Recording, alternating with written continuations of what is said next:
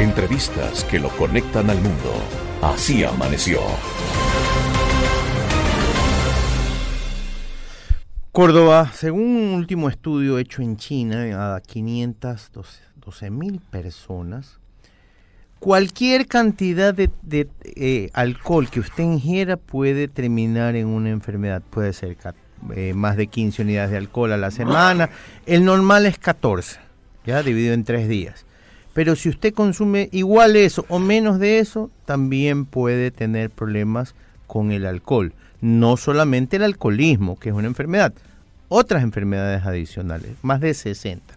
Para hablar del tema, hemos llamado a la doctora Iona Millwood.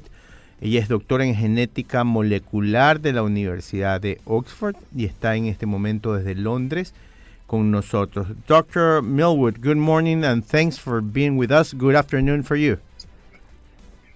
Good morning.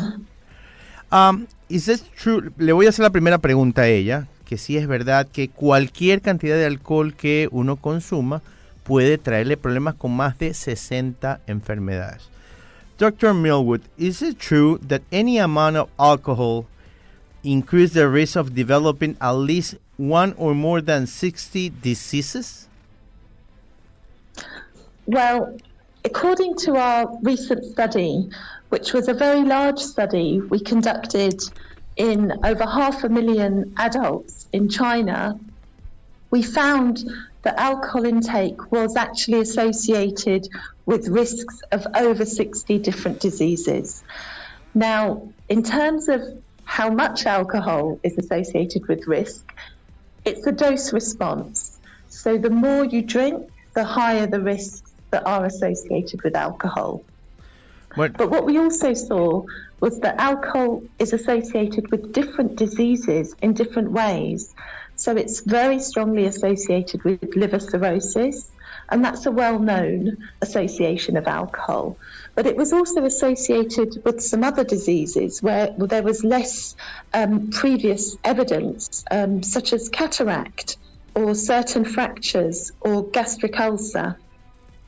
So our study in Chinese adults really expanded the range of different diseases that are associated with alcohol intake. Bueno, nos dice que ella acaba de terminar un research de más de 500,000 de chinos, donde normalmente uno piensa el alcohol tiene que ver con cirrosis hepática o alcoholismo, pero no, ella me habla de que en este research, esta investigación se llegó a ver enfermedades como las cataratas, rupturas de huesos y hasta úlceras estomacales. Nos dice que es uno de los estudios más largos hechos por la historia y que a más consumo de alcohol, obviamente, más riesgosas son las enfermedades. Ahora le voy a preguntar, Ronald, ¿cuál es la enfermedad que más le sorprendió que pueda ser asociada con el alcohol? Dr. Millwood, what is the most surprising illness that you found that it was associated with, the research found that it was associated with the alcohol? Well, one of the sort of most interesting findings from our study is because we've done our study in a Chinese population. Now, in Chinese populations, there are particular genetic variants that really strongly affect how alcohol is metabolized. If you have these genetic variants, which are not present in European populations, then when you drink alcohol, you experience this really unpleasant flushing reaction. And essentially you go bright red, and it's really, alcohol is not enjoyable to drink if you have these genetic variants. Mm-hmm. So because in our Chinese adults, we can use these genetic variants to conduct what we call a genetic study of alcohol intake. And this allows us to study how alcohol intake can cause disease as opposed to its correlation with disease, which could be due to other factors like smoking, educational level, or other indicators of health status. So using a genetic approach, we can really study whether alcohol causes disease rather than just its correlation. And what we find is that alcohol intake at all levels of intake increases risk of disease. So we don't see this, what's been seen in many other studies, which is an apparent protective association of moderate alcohol intake. Okay, so many people think if you just drink a little bit of alcohol, it's good for your health. But our research in Chinese adults shows that's not actually causal. That's likely to be due to other factors that are not related to alcohol, such as smoking, educational status, or other factors related to poor health status. Bueno, this is one of the things that we could... No, go ahead. Keep going, please.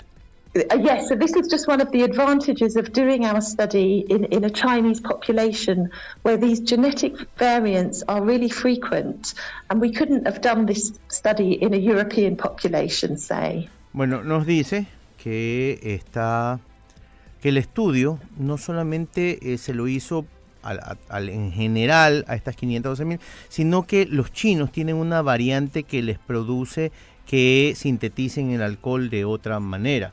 ¿Cuál es la forma de sintetizar esa manera? Bueno, lo primero que ellos hicieron es que es la primera vez que se hace un estudio que no sea colateral a las enfermedades, sino que sean causadas por las variantes de la población china. Y dentro de eso se ha descubierto que hasta el mínimo consumo de alcohol puede generar problemas en la salud, que hay enfermedades que se creen que tienen que también ver con el fumar, la mala salud, la pobreza, pero en general es la primera vez que se hizo a través de un estudio donde las variantes de la salud del consumo de alcohol es la primera vez que se hace este estudio. Le voy a preguntar que cómo se diferencia lo que hace cómo asimila un chino a cómo asimila tal vez un europeo, si hay diferencias, aunque ella ya lo dijo, cómo lo asimila un latinoamericano. Doctor, is there a difference between what a Chinese intake of alcohol or a European or a Latin American, as you mentioned before with the European of the variant? Is there what's the biggest difference between what the Chinese assimilate the alcohol as the other cultures do or other population? Okay, so in our study, there's a few really interesting features about alcohol drinking. The first is that in China, alcohol drinking is really only common in men. So among women in our study, very few drank alcohol. So we were not really able to study the effects of alcohol in women. And this is different from other populations, say in Europe or possibly Latin America, where men and women both drink alcohol, maybe to different levels. Another thing about alcohol in our study is that in China, most of the alcohol was consumed as spirits, primarily strong spirits, so over 40% alcohol volume. Okay. So we can't study the effects, say, of red wine or other types of alcohol because it's just not really commonly drunk in China. Okay. So if there are some different health effects due to, say, certain components or molecules present in red wine or other types of wine, this is something that we can't really study in our Chinese population. But those types of alcohol can be studied in European or Latin American or other populations. And another thing, just in relation to the Chinese population, is that with these genetic variants, if people do drink alcohol, even though it's so unpleasant and they go bright red, their risk of disease is even higher because they can't metabolize alcohol. So all the toxic metabolites and elements of alcohol remain present in the blood for much longer in Chinese adults who have these genetic variants compared with other populations who can metabolize alcohol normally. So there are some really interesting features about alcohol drinking. Very with other populations around the world. Very interesting. A ver, nos dice que hay tres diferencias. La primera, que en la cultura china las mujeres beben muy poco, Córdoba, como lo mencionaba yo al principio del programa. La segunda es que ellos no toman vino y cerveza, ellos toman alcohol duro, es decir, whisky, gin, me imagino que sus fermentados de arroz, que son muy fuertes y que tienen un nivel alcohólico muy alto, entonces no se pudo saber qué se hacía en el tema de tener los efectos, por ejemplo, de los taninos en los chinos. Y finalmente, la diferencia es que los chinos metabolizan el alcohol diferente a otras etnias, y que el alcohol queda muchísimo más tiempo en la sangre, Córdova, que lo que en Europa y en Latinoamérica.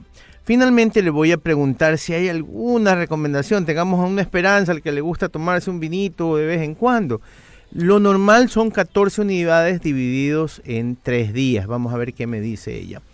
Dr. Millwood, the normal is that you drink 14 units of alcohol divided in 3 days. Is there any hope for the occasional drinker to have a couple red wine or a white wine or a beer once in a while? Is there any hope for them? Or you, after this study, you don't even want to get near alcohol? Well, I mean, that's a good question. I mean, in terms of our research, we're just trying to generate some evidence about the effects of alcohol.